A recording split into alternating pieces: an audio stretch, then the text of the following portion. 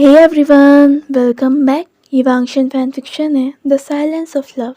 ये उसका पार्ट 7 है। प्रीवियस पार्ट की लिंक डिस्क्रिप्शन में है, आप वहाँ पर चेक कर सकते हो। तो चलिए बिना देरी के शुरू करते हैं। हम लोग वांगशी को देखते हैं जिसके हाथ जल गए थे, लेकिन उसके बाद भी वांगशी ना तो वहाँ से जाने के लिए तैयार था और ना ही वीन को छोड़ने के लिए। वांगशी वीन को गले लगाए रखता है। तभी वांगशी की मदर आती हैं। वांगशी की मदर वांगशी से बोलती हैं, अरसान छोड़ो इसे, छोड़ो, अपने आप को भी देखो। लेकिन वांगशी नहीं सुनता। लैंशी चैन आगे आते हैं और वह वीन की बॉडी को हाथ लगाने ही वाले होते हैं कि तभी वांगशी सभी को पीछे कर देता है। वांगशी सभी की तरफ गुस्से में देखता है और उसके गुस्से से साफ पता चल रहा था कि वह नहीं चाहता कोई उसके और वीन के पास आए। इसके बाद वांगशी अपनी बीस्ट फॉर्म में आ जाता है, जिसका बीस्ट वाइट लायन था। ये देखते ही सभी लोग पीछे हो जाते हैं कि अच्छा है इस वक्त वह वांगशी को और गुस्सा ना दिलाएं। वांगशी वीन की बॉडी को लेता है और वहाँ से चला जाता है। वांगशी वीन को लेकर एक कॉटेज में जाता है जो कि उसकी ग्रैंड मदर का था। वांगशी वीन को बेड पर लेटाता है, कुछ देर तक वहीं पर अपनी बीस्ट फॉर्म में बैठता है। उसके बाद वांगशी कर वहाँ से बाहर को आ जाता है। उसकी आवाज़ें आती हैं। वे आवाज़ें दूर दूर तक जा रही थी और पता चल रहा था कि वांगशी दर्द में है। कुछ देर बाद वांगशी के फादर और बाकी सब वहाँ पर आते हैं। वह सोचते हैं कि वांगशी को शायद उन्हें बांधना ही होगा, लेकिन इससे पहले वांगशी की तरफ वह जा पाते, वांगशी उनकी तरफ गुस्से में देखता है। वे ट्राई करते हैं लेकिन जा नहीं पाते। वो किसी तरह कोशिश करते हैं कि वह वांगशी को पकड़ सके, लेकिन इस वक्त वांगशी पूरी तरह से आउट ऑफ कंट्रोल हो रहा था। वह पर्सन जो भी वांगशी के पास आने का ट्राई करते, वांगशी उन पर ही हमला कर देता, अब चाहे उनमें कोई भी हो। वांगशी के फादर वांगशी के पास जाने का ट्राई करते हैं, लेकिन वांगशी उन्हीं पर भी हमला कर देता है। उनके कंधे में चोट लग जाती है। वह पीछे होते हैं। उन्हें समझ नहीं आता कि आखिर वांगशी को कैसे कंट्रोल करें। लैंशी चैन बोलता है, फादर अच्छा होगा अगर हम अभी वांगशी के पास ना आए और हम ये सोचें कि आखिर इसे और किसी तरीके से क्या हम शांत कर सकते हैं, क्योंकि इसके पास आना तो मतलब सीधा मर जाना है। हम लोग ध्यान रखेंगे कि कोई इस तरफ ना आए या फिर इस एरिया में ना आए जहाँ पर वांगशी है, वरना सब ठीक है अगर वह अपनी बीस्ट फॉर्म में भी है। वांगशी के फादर बोलते हैं, लेकिन फिर भी आसान इस तरह से है और हमसे नहीं छोड़ सकते। लैंशी चैन बोलते हैं, शायद हमें उसे वक्त देना होगा। तभी हम लोग वांगशी को देखते हैं जो कि धीरे धीरे अपनी ह्यूमन फॉर्म में आ रहा था।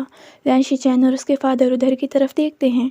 वांगशी जैसे ही अपनी ह्यूमन फॉर्म में आता है, बिल्कुल देख के पता चल रहा था कि वह पूरी तरह से टूट चुका है। उसके मुंह से कोई आवाज़ें नहीं आती। वो ध्यान से अपने फादर और ब्रदर की तरफ देख नहीं पाता। लैंशी चैन वांगशी के पास जाते हैं, उसके गालों पर अपना हाथ रखते हैं। वांगशी, उसके फादर भी आते हैं, लेकिन वांगशी की आंखों में सिर्फ आंसू थे और वांगशी उन्हें देखे जा रहा था। उसके बाद वांगशी जल्दी से कोर्ट केस के अंदर जाता है। वांगशी अंदर जाता है और कोर्ट केस के दरवाजे को लॉक कर देता है। लैंशी चैन बाहर से वांगशी को आवाज़ मारते हैं। उसके बाद सोचते हैं शायद वांगशी को कुछ समय अकेले रहने की ज़रूरत है। उसके फादर बोलते हैं, लेकिन क्या ये सही है कि हम उसे अकेला छोड़ दें। इसके बाद लैंशी चैन बोलते हैं, फादर एक काम करिए, आप चले जाइए, मैं यहीं पर रुकता हूँ। मैं देख लूँगा अगर वांगशी को किसी चीज़ की ज़रूरत हो और उसका ध्यान भी रख लूँगा। वांगशी के फादर जाना तो नहीं चाहते थे, लेकिन उन्हें बाकी सबको और वांगशी की मदर को भी संभालना था, इसलिए वह वहाँ से चले जाते हैं। लैंशी चैन वहीं पर रुकते हैं। वांगशी अंदर जाने के बाद वीन की तरफ देखता है। वांगशी की आंखों से आंसू आ रहे थे। वह ठीक से बता भी नहीं पा रहा था कि आखिर वह क्या फील कर रहा है। वांगशी वीन के पास बेड पर ही जाता है और उसे गले लगा लेता है। अब लगभग अगले दिन शाम तक भी वांगशी कोर्टेज से बाहर नहीं आता। कोर्टेज में एक होल के थ्रू लैंशी चैन उन दोनों पर नज़र रख रहे थे, इस चीज़ के लिए क्योंकि वांगशी को शायद थोड़े वक्त की ज़रूरत थी, और दूसरा वह नहीं चाहते थे कि वीन की वजह से अब वांगशी भी कुछ कर ले अपने आप को। लैंशी चैन सोचते हैं अब तो उन्हें अंदर जाना ही होगा, चाहे कुछ भी हो जाए, क्योंकि अब काफ़ी ज़्यादा समय हो चुका है और वो ऐसे ही तो वांगशी को नहीं छोड़ सकती ना। वह अंदर जाने ही वाले होते हैं, वह दरवाज़ा तोड़ने वाले होते हैं कि तभी पीछे से उनकी मदर आ जाती है। वह वांगशी का पूछती हैं। लैंशी चैन बता देता है। उसके बाद लैंशी चैन दरवाज़ा तोड़ देता है और दोनों साथ में अंदर जाते हैं। वांगशी की मदर और लैन शिचेन देखते हैं कि वांगशी ने विंग की बॉडी को कसकर गले लगा रखा है और वो ऐसे ही सो रहा है विंग के साथ। इन आवाज़ों से वांगशी की आंखें खुल जाती हैं। जैसे ही वांगशी की आंखें खुल जाती हैं और वह इन्हें देखता है, वह विंग की बॉडी को अपने और ज़्यादा पुल कर लेता है, उसे और ज़्यादा टाइटली गले लगा लेता है कि मानो वह नहीं चाहता कि कोई भी आए और विंग को उससे दूर ले जाए। यह देखकर वांगशी की मदर और ज़्यादा रोने लगती हैं, क्योंकि उन्हें दिख रहा था कि विंग तो मर चुका है, लेकिन साथ में वांगशी भी। अब उसकी हालत भी ठीक नहीं जा रही है। वांगशी की मदर बोलती हैं, सन, विंग मारा जा चुका है, छोड़ दो उसे, ये इसकी डेड बॉडी है। लैन शिचेन बोलते हैं, हाँ ब्रदर, थोड़ा समझने का ट्राई करो।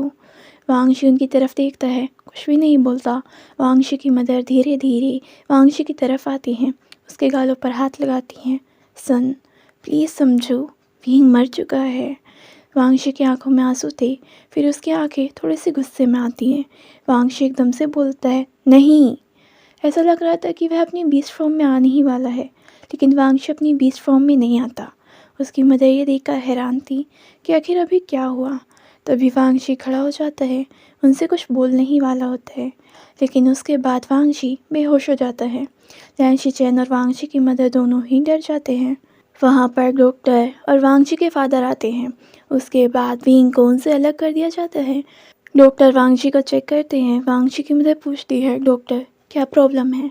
डॉक्टर बोलते हैं, वो ठीक है, पर शायद वो इतना स्ट्रेस नहीं झेल पा रहे कि अभी उनके हस्बैंड मरे हैं और इस चीज़ की रियलिटी को वो अच्छे से एक्सेप्ट नहीं कर पा रहे हैं, और शायद ये खुद भी नहीं उठना चाहते ये सारे सिचुएशन को फेस करने के लिए, जिसको वह खुद ही एक्सेप्ट नहीं कर पा रहे हैं। ये सुनते ही वांगशी की मदर बोलती है, तो फिर हम क्या करें?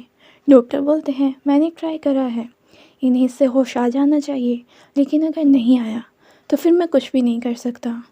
डॉक्टर के जाने के बाद वांगशी की मदर उस ब्रेसलेट को देख रही थी जो कि उन्हें विंग ने दिया था।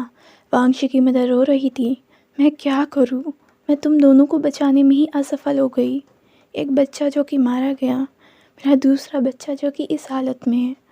वांगशी को होश में आते हुए करीब 1 हफ्ते का टाइम लग जाता है। इस दौरान विंग का फ्यूनरल कर दिया जाता है, क्योंकि वांगशी के उठने के कोई चांसेस नहीं दिख रहे थे। जब वांगशी की आंखें खुलती हैं, उसकी मदर वहीं पर होती हैं। वांगशी की आंखें खुलता देख वह काफ़ी ज़्यादा खुश हो जाती हैं।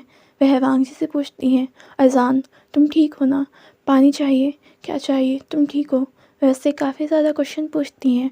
वांगशी बस उन्हें देखता है और कुछ भी नहीं बोलता। वांगशी की मदर बोलती है, प्लीज़ अजान, कुछ तो बोलो, और वह वांगशी को गले लगा लेती हैं। उसके बाद वांगशी भी उन्हें गले लगा लेता है। उसकी आंखों से भी आंसू आना चाहते थे, लेकिन पता नहीं अब क्यों नहीं आते। ऐसा लग रहा था कि उसकी आंखें छोड़कर उसका पूरा शरीर रो रहा है। वांगशी अलग हो जाने के बाद चारों तरफ देखता है। वांगशी की मदर बोलती है, अगर तुम विंग का सोच रहे हो तो उसका फ्यूनरल हो चुका है। ये सुनते ही वांगशी को मानो फिर से एक झटका सा लगता है। इधर हम लोग विंग को देखते हैं, जो कि कितने दिन से कभी यहाँ तो कभी वहाँ ऐसे ही भटक रहा था। विंग की आंखों से आंसू आ रहे थे।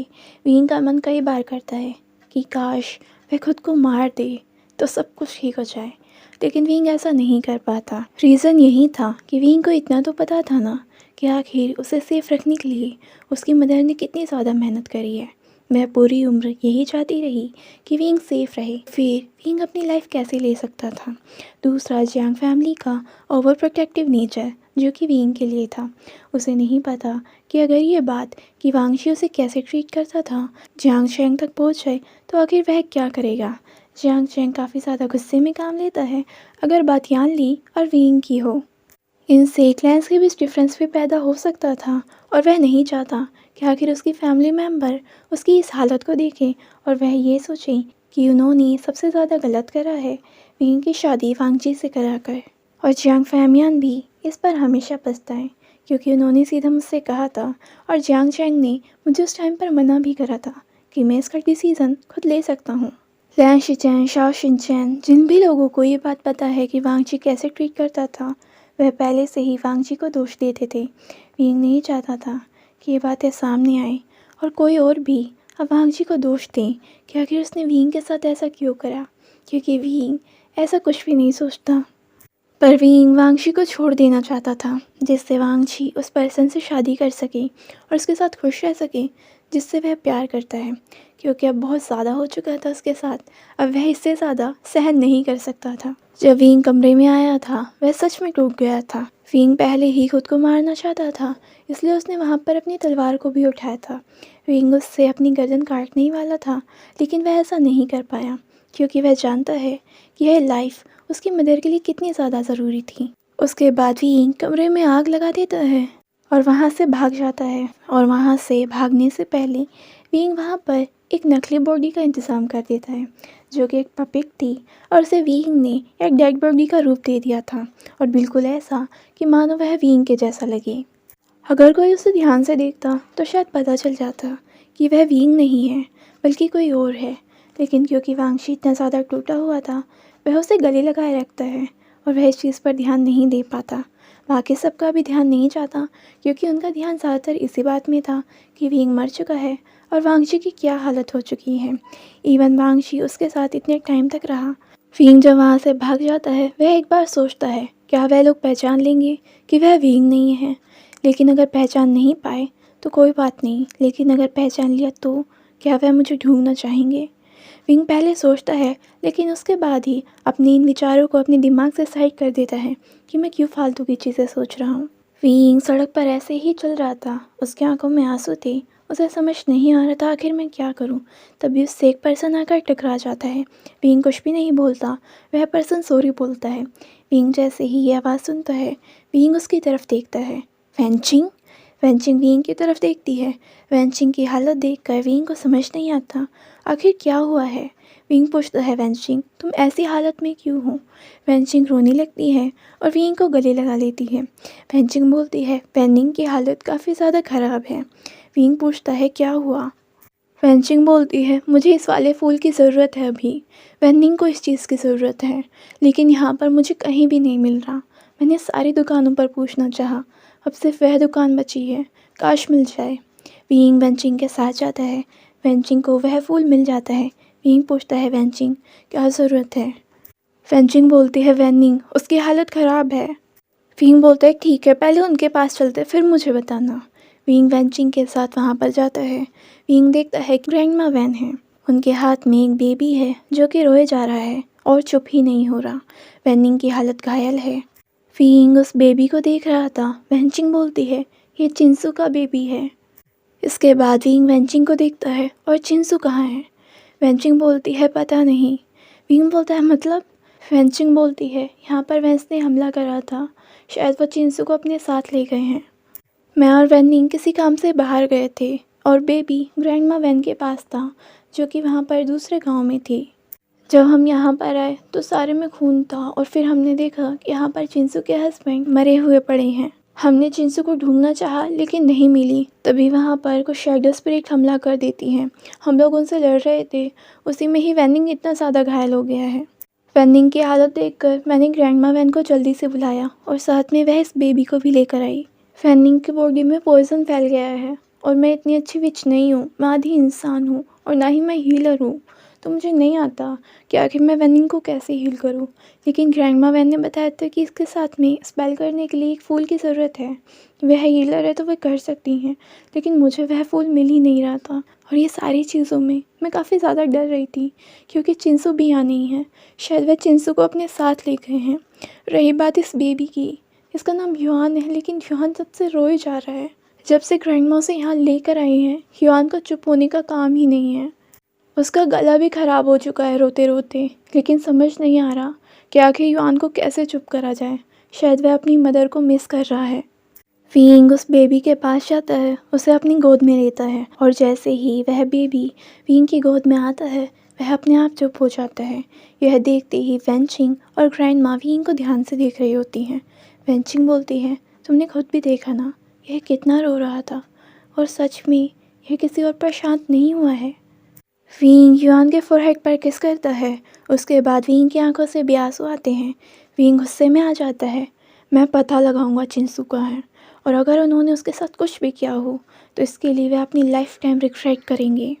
तो फ्रेंड्स, आज के लिए बस इतना ही। अगर आपको ये पार्ट पसंद आया है तो प्लीज़ वीडियो को लाइक कर दीजिए और चैनल नहीं किया सब्सक्राइब तो प्लीज़ कर दीजिए। Thank you.